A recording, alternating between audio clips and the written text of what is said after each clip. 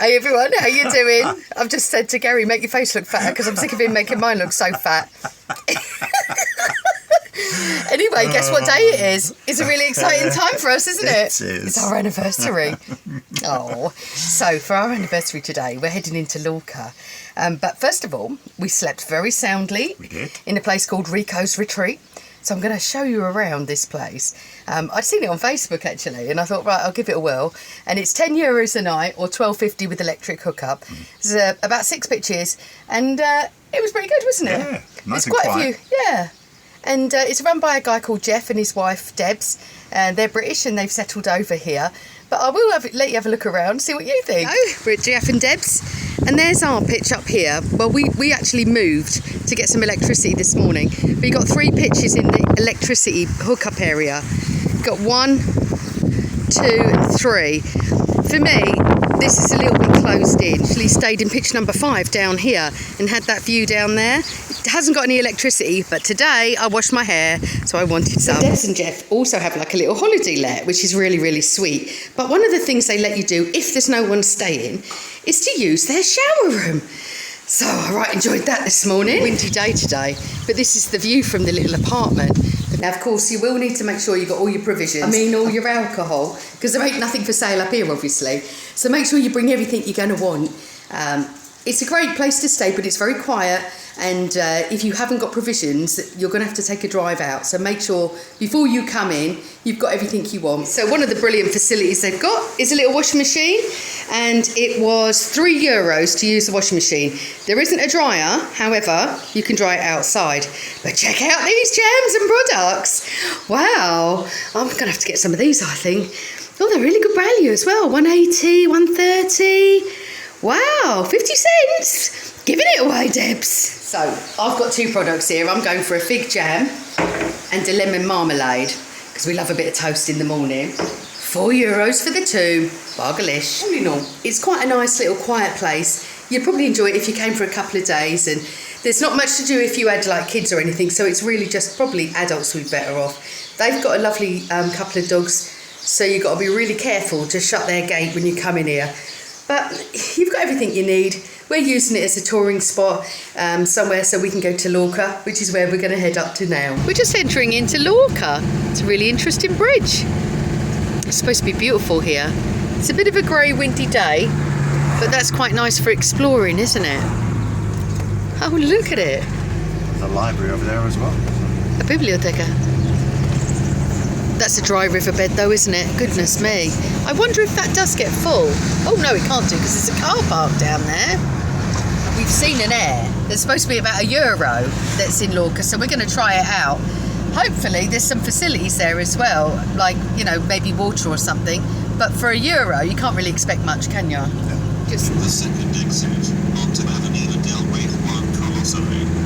We've just realised we're in Palomares, which is about 15 kilometres from Lorca. We're all excited thinking we're there. We've got 10 miles or so to go, but this is pretty as well. The roundabouts are so well kept and beautiful. Look at that. It's really nice in Palomares. Oh, Macadona, Gary. Wow, look at the colours of the rocks as we're heading to Lorca. I mean, they're beautiful. We haven't seen anything this colourful since we were in the States. Gosh, all different colours. This looks like the auto caravans area. Really tight turning if you're coming in this way, isn't there? Crikey. Wow, looks a bit packed. Oh God, I don't know about this. It's basically a car park. There's a camping car thing there, Gary. So Gary's just going to use the camping car pass. We think this isn't very much. Are we going to stay here? A slight mare. Okay, So the air is full. The air is full and it won't let you go in either, so I'm going to have to... How are you going to get out of here? Reverse and do some finicky turning. Oh, bloody hell, Gary, it's right tight. I'm just going to visualise it first. Okay, baby. Okay, that's a bit of a ball ache. Gary's doing a right brilliant 50 million point turn here. It's right tight as hell, isn't it? It's a bit. Right, so we'll probably come up to Lorca another day. As it's our anniversary, we're just gonna. Shall we go to that Minions Del Dia place near Purius? Yes. right, we think we're going to go somewhere else, and then we're probably going to have loads of wine and crash, so no more filming today, I reckon. I think so. Yeah. Headed down to a lovely place called Purius, and there's a pizza restaurant that's supposed to have a really good menu of the day, so that's what we're going to have. And I think we're just going to chillax today now, aren't we, Babs? We are, babes, yes. He's putting a nice top on now, so he's getting himself all tarted up for me. Well, I'm so lucky, aren't I? I've no intentions of keep filming everything. I've just got to share something with you that happened. So we've got our lovely menu del dia, which is amazing. So I've got a gazpacho, which I absolutely love. And then they brought this out, and Gary was like, it's vinegar. So I was like, I think it's the red wine. Turns out it is the red wine. So I've got a load of red wine with mine. Already told everyone it's our anniversary in here. Gary's mortified.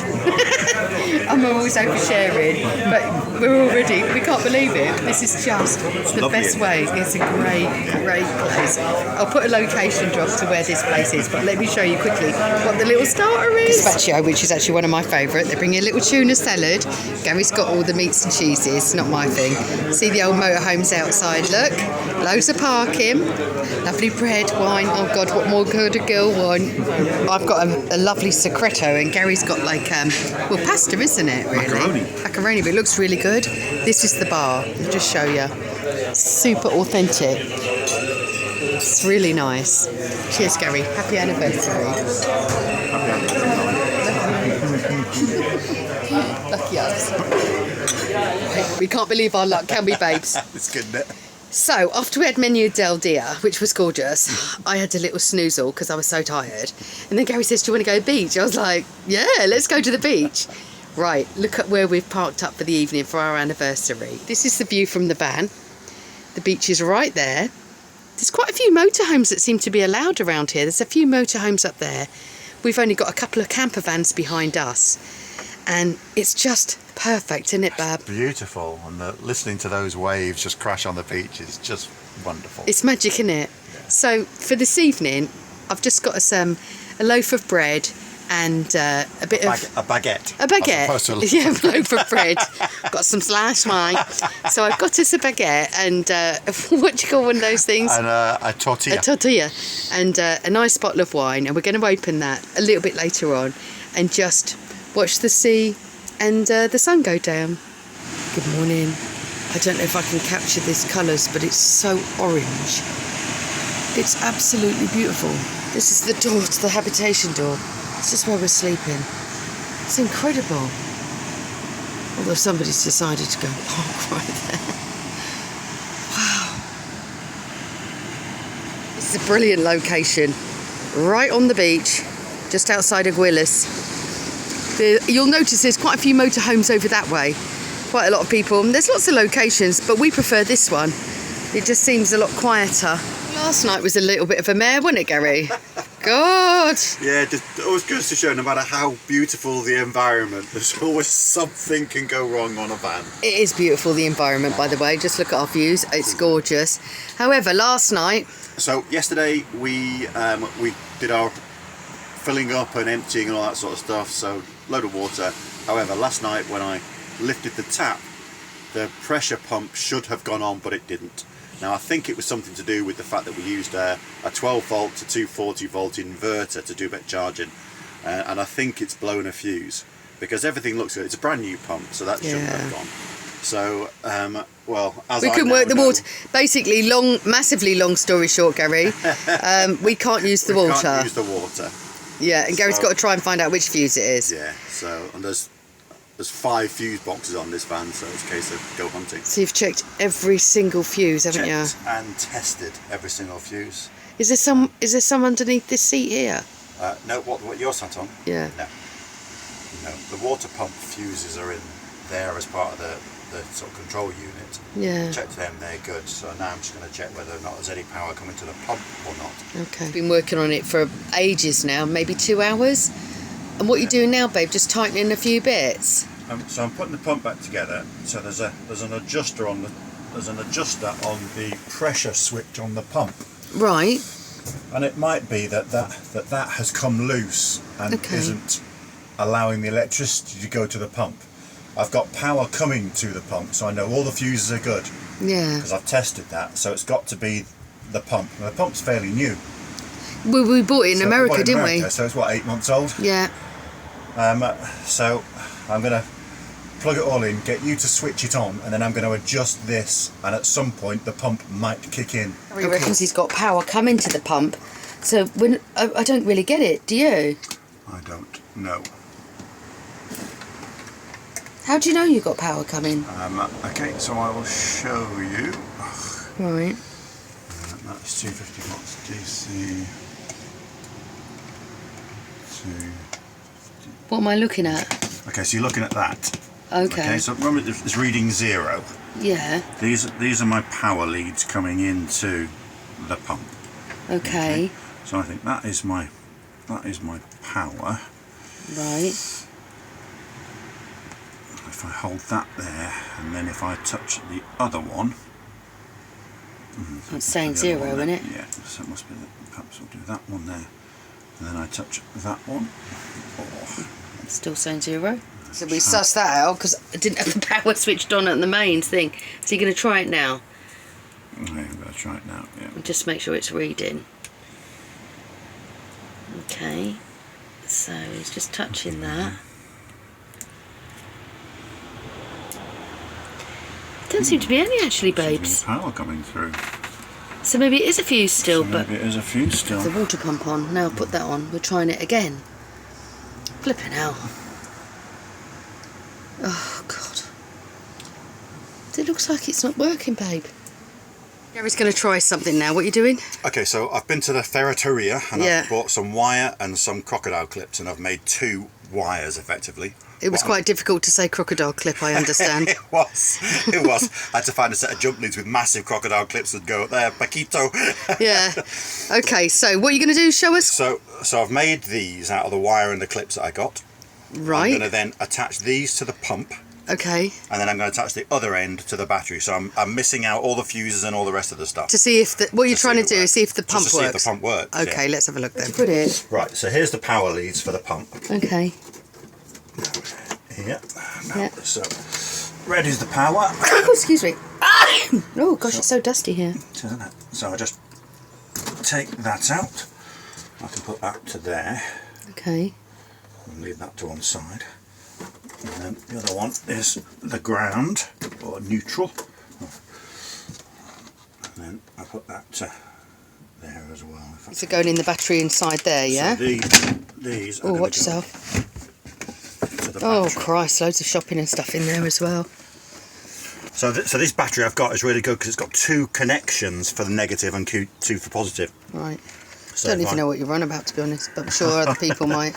So I'm going to put my positive connection on there, Okay. negative on this one. On the other side, is it? It's on the other side, it's identical, yeah. Okay. Powering the pump on, you're going to try and override it, aren't you? Yeah.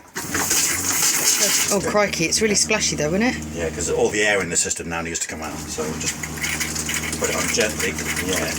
So we now know that it's not the pump that's broken. Somewhere along the line there's a fuse gone or the wire's broken. Oh, from Aguilas. There's lots of motorhomes parked everywhere. I mean, this hasn't got a sea view. It's got loads of people parking though. We're just coming into Palomares and we found this on Park for Night.